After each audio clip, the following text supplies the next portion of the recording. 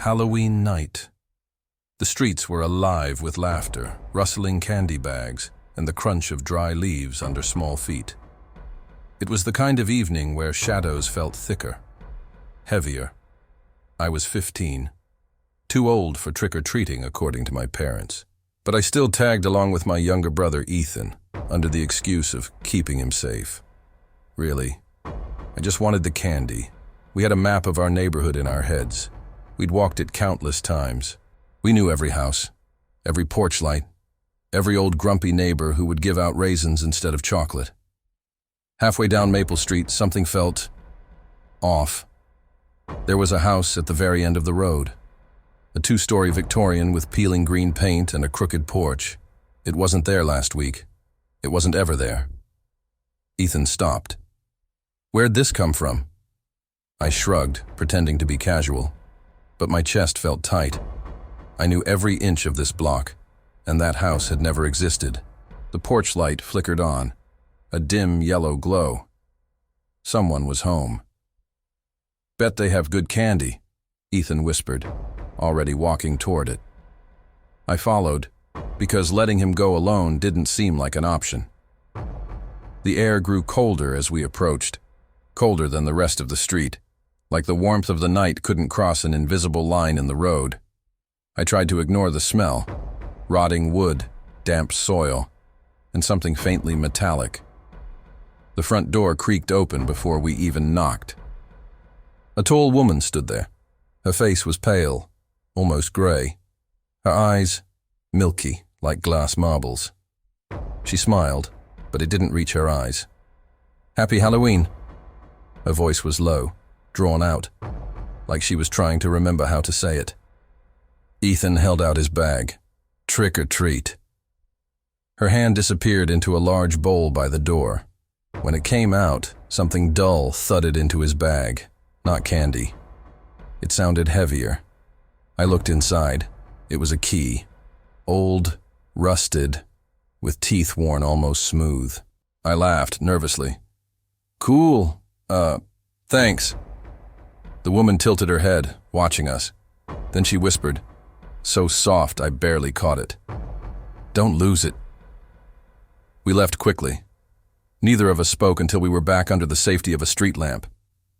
"Why would she give us a key?" Ethan asked. I didn't have an answer. We turned to look back. The house was gone. Not just dark, gone. The street ended in an empty lot, just like it always had. The key was still in Ethan's bag. And that night, I swear I heard something scratching at my bedroom door.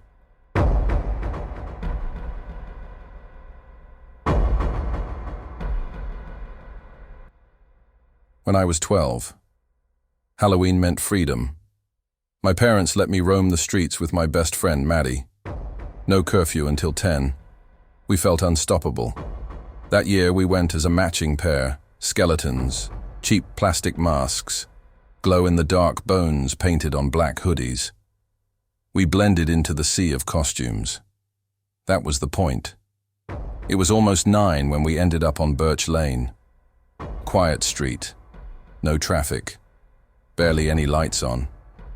But there was one house at the corner. Porch light glowing orange. A carved pumpkin in the window. The smell of candle wax faint in the air. We walked up the steps. The boards groaned under our feet. I knocked. Nothing. I was about to leave when the door opened a crack. A man stood there. Tall. Thin. Wearing a mask. Not the kind you buy at the store. This was hand-carved, wooden, painted pale white with hollow black eyes and a jagged mouth. He didn't speak, just held out a bowl. Maddie reached in. Candy corn, wrapped taffy. Nothing unusual. Then it was my turn. When my hand touched the candy, his other hand, cold and dry, grabbed my wrist. I froze. "Good mask," he said softly. His voice was hoarse, like someone who hadn't spoken in a long time. I forced a laugh. Thanks." He tilted his head, staring at me. Then he let go. We walked away, fast. Too fast. I felt his eyes on my back until we turned the corner. We didn't talk about it. didn't even look at each other. But later that night, I found something in my candy bag that I hadn't picked up.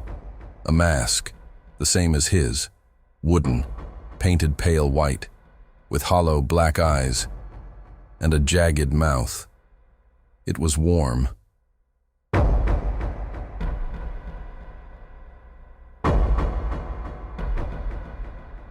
Halloween was almost over. Most porch lights were out. The streets, empty. The fun part of the night was gone, but I wasn't ready to go home. I was 16, walking alone. My friends had split off hours earlier. Too much candy. Too many jump scares from cheap haunted houses. I just wanted some quiet. That's when I saw it. At the very end of Hollowbrook Road, a single porch light still glowing, and in the middle of the porch, a jack-o'-lantern. Its grin was carved too wide, its eyes too deep. The candle inside flickered in a strange rhythm, almost like breathing. I should have kept walking. But my bag was still half empty, and my curiosity always got me into trouble. The house was old, shutters missing, paint curling like dried skin.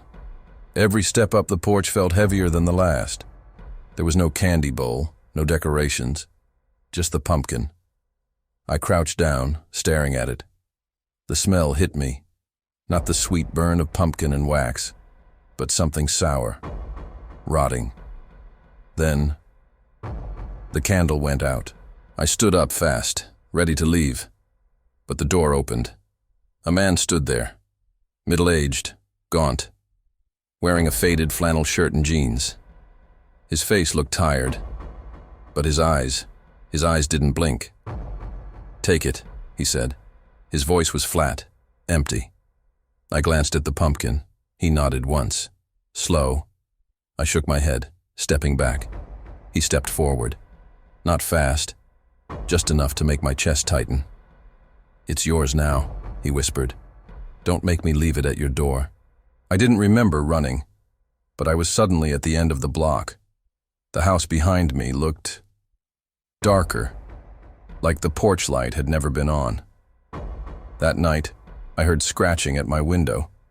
When I looked outside, the jack-o'-lantern was sitting on the sill, candle flickering like it was breathing, and I swear, its grin was wider.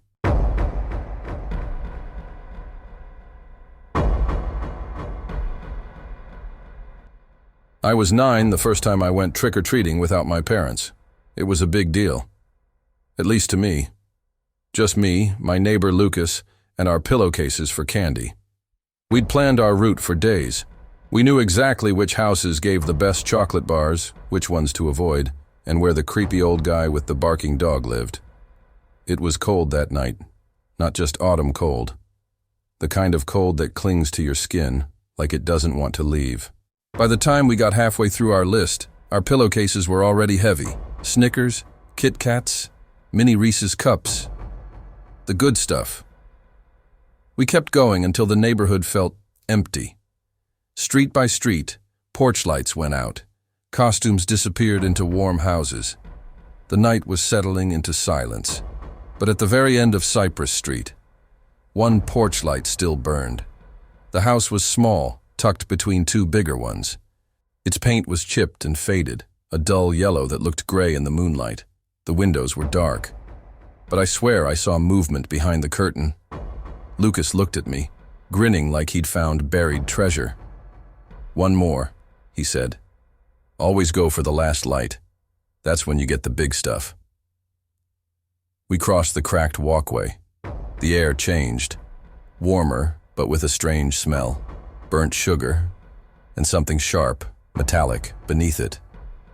The porch boards creaked under our shoes. Before we could knock, the door swung open. A short woman stood there. Her hair was long, tangled, hanging in uneven clumps.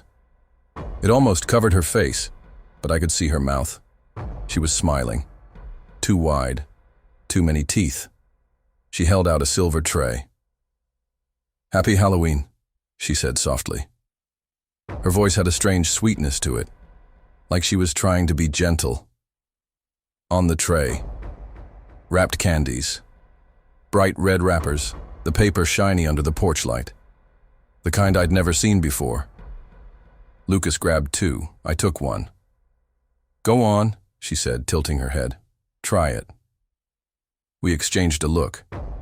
It wasn't unusual for people to hand out samples, but the way she was watching us made my stomach tighten. Lucas shrugged and tore his open. I did the same. The candy inside was small, round, coated in something glossy. I bit into mine. It wasn't chocolate, it wasn't caramel. It was warm, soft. Something thick oozed out, sticking to my tongue. The taste hit me hard, metallic, salted. Like sucking on a penny. My stomach lurched. Lucas spat his onto the porch. I saw the inside of his candy. It was red, not candy red, not food coloring, blood red. The woman's smile widened. She let out a small laugh, soft at first, then louder. Her hair shifted, revealing her eyes. They were too dark, too wide, like they didn't belong in her face. I dropped the rest of the candy and backed away. Lucas was already halfway down the porch steps. She called after us, "Don't waste it. It's made just for you." We ran, all the way to the corner. Only when we turned around did I notice. The porch light was off. The door was closed. The house looked dead. When I got home, my mom told me to leave my bag by the door so she could check for bad stuff. I dumped it out onto the floor. My heart froze. Every single piece of candy I'd collected. Gone. The pillowcase was full of the red-wrapped ones. Dozens of them. More than she'd given us. I didn't tell my mom. I didn't tell Lucas. I just tied the bag shut and shoved it in the trash. That night I dreamt I was chewing again. The same warmth, the same taste. Only in the dream. I could hear faint whispers, calling my name. When I woke up, my jaw hurt. My pillow was wet, and sitting right in the middle of it was a single red wrapper. It was open, empty.